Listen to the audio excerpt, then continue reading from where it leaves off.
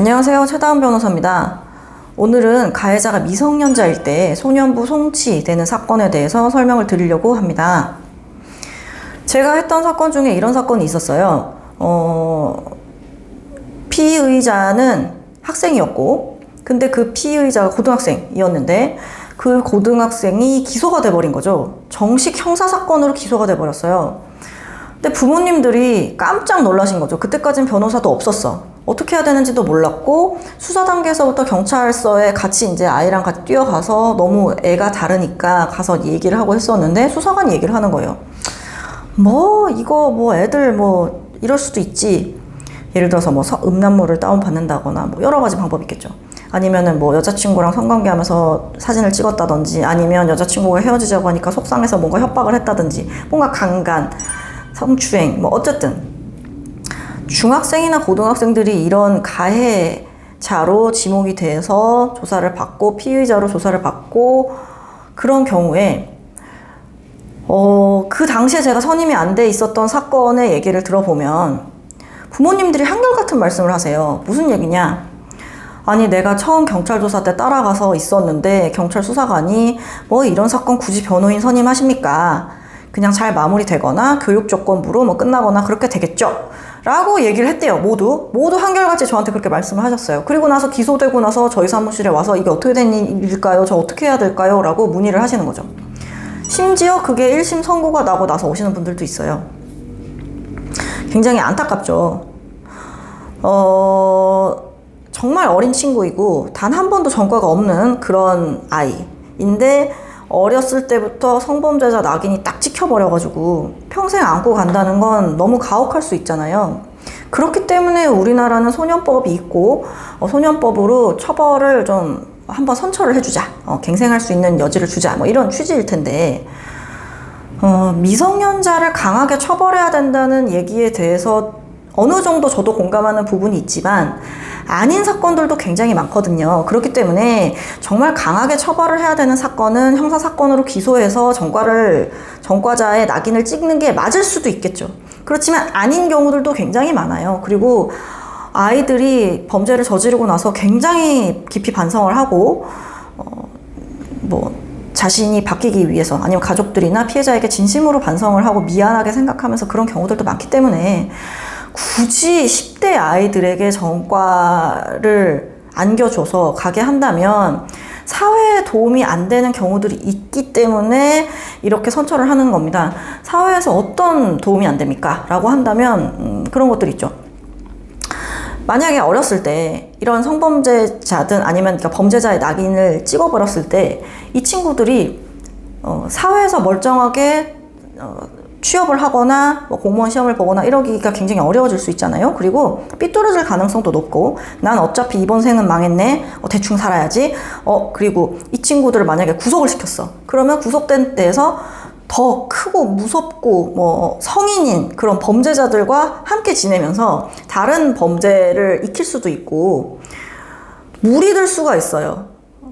어떻게 보면 이 친구를 조금 더 잘못된 부분을 이렇게 털어가지고 깨끗하게 살아갈 수 있게 해줄 수 있는데, 옷에 뭐가 묻었을 때 털어주는 것처럼 그렇게 할 수 있는데, 넌 어차피 옷에 뭐가 묻었으니까 그냥 흙탕물에서나 굴러라, 이런 식으로 해서는 안 된다는 거죠, 사회에서. 그래서 죄의 경중을 따져서 어느 정도 경해서 이 아이가 선처를 받을 만한 여지가 있는 상황이라고 한다면 굳이 전과를 생기지 않게끔 해줄 필요가 있고, 그래서 기소가 되는 경우나 이럴 때 피고인 측이나 변호인은 소년부로 송치해 주십시오, 한 번만 선처해 주십시오 라는 얘기를 하게 됩니다. 자, 그런 얘기를 하게 될 텐데 소년부로 송치해 달라. 자, 선처를 받기 위해서, 미성년자라는 이유로 선처를 받기 위해서는 가장 중요한 건 시간이에요.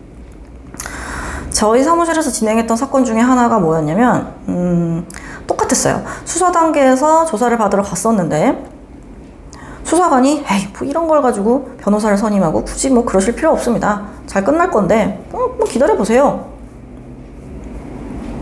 검사가 기소를 했대. 이게 뭔 소리야? 이렇게 된 거죠. 조사 한 번 받았는데 검사가 기소를 했다네요. 변호사님이 이거 어떻게 되죠? 라고 하는 거예요.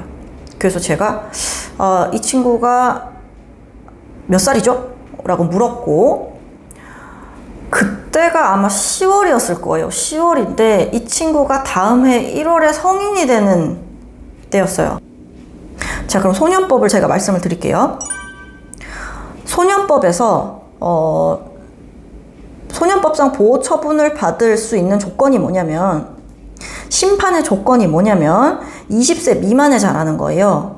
근데 그건 심판의 조건이기 때문에 범행 시에 얘가 미성년자였을 뿐만이 아니라 심판 시까지 미성년자이고 소년이어야 되는 게 지속이 되어야 된다는 게 대법원 판례입니다.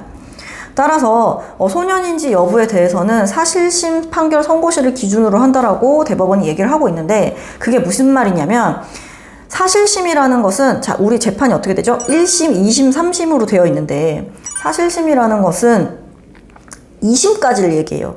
대법원은 법률심이기 때문에 3심은 빼고 1심과 2심까지를 사실심이라고 얘기를 하는데, 즉 법원에서 선고를 할 때까지 이 아이는 소년이어야 된다는 거예요. 자, 그렇기 때문에 시간이 문제죠. 자, 그 친구는 3달 뒤에 지금 성인이 되는데, 그러면 얘는 소년법상 보호처분을 받을 수가 없게 되잖아요. 그렇기 때문에 이 사건은 굉장히 빨리 진행돼야 되는 사건이었습니다. 그래서 기소가 되고 나서 어떻게든 송치되게끔 제가 노력을 해보겠다라고 얘기를 했고, 그래서 첫 공판 전에 변호인 의견서를 제출해서 공판 판사님한테 그래서 첫 공판 기일 전에 변호인 의견서를 제출해서, 지금 피고인이 몇 달 뒤면은 몇 월 며칠자에 성인이 되는데 시간이 굉장히 촉박하다. 이 친구가 이런 사정이 있기 때문에 성범죄자의 낙인을 찍고 살아가기에는 너무 부당하고 자신이 반성하고 있고 이런 부분이 있기는 하지만, 다시 이 아이에게 한 번만 제대로 된 삶을 살 수 있도록, 범죄자로서 살지 않고 건강하게 살 수 있도록 좀 해달라는 취지에 어쨌든 선처를 해달라, 소년부로 송치해달라는 의견서를 엄청 빨리 냈어요. 그러고 나서 첫 공판이 열렸고, 바로 판사님께서 기일을 종결하면서 일주일 뒤에 선고를 잡고 일주일 뒤에 소년부로 송치하겠다는 결정을 내려주셨습니다. 그래서 소년부로 송치가 됐죠. 정말 일사천리로 진행이 돼야 돼요. 왜냐하면 1월 안에 선고가 나야 되니까. 자, 소년부로 송치가 되게 되면 가정법원으로 넘어가게 됩니다. 가정법원으로 넘어가서 사건 번호가 부여받고, 사건 번호가 부여되고, 그 다음에 재판부가 정해지고, 재판부에 또 기일 일정에 맞춰서 기일을 잡고 하는데 시간이 한 달 정도 걸렸던 것 같아요. 애가 타죠. 왜냐면 우리는 1월까지 무조건 끝내야 되니까. 그러고 나서도 빨리빨리 진행하게 해달라고 의견서를 제출하고 재판부에도 말씀을 드리고, 이렇게 해서 결국 생일 직전에 보호 처분을 받았던 사건이 있었어요. 그래서 간혹 부모님들께서, 그러니까 이런 경우가 굉장히 아쉬워요. 간혹 부모님들께서, 제가 봤을 때는 이거는 충분히 선처를 받을 여지가 있는데 수사 단계에서부터 변호사의 도움을 받을 필요가 없다라는 수사관의 얘기를 듣거나, 아니면 변호사의 도움을 받는 게 어떤 의미인지, 변호사의 도움을 받아야 되는지 뭔지 무지해서, 본인들이 말씀하시기 그래요, 무지해서 법에 대해서 너무 몰라서 대응을 제대로 못했다.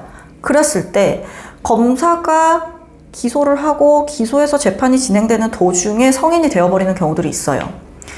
수사 단계에서부터 만약에 변호사를 선임을 했다면 이 변호사가 얘기를 했겠죠. 언제가 이 아이가 성인이 되는 시점이기 때문에 빨리 이 사건을 진행을 해야 되고, 자, 검사에게라도 읍소를 할 수 있을 거 아니에요. 이거 소년부 사건으로 좀 해주십시오 라고 얘기를 하면 검사 선에서도 정리가 될 수 있어요. 근데 이거를 시간을 계속 끌다 보니까 이미 늦은 거지. 이미 얘는 성인이 돼버렸고, 뒤늦게 변호사를 선임해봤자 이 사건은 바뀔 수 없고, 뭐 계속 집행유예나 주세요 이런 소리를 해야겠죠. 그러니까 시간이 문제다. 미성년자일 때 판결 선고가 있어야 된다. 판결 선고시까지 얘는 계속 미성년자여야 된다. 그렇기 때문에 보통 고등학교 2학년, 3학년 때 범죄를 저질렀다라고 하면 한시라도 빨리 변호사를 선임해서 사건을 빨리빨리 진행을 하게 해달라고 말씀을 하셔야 됩니다.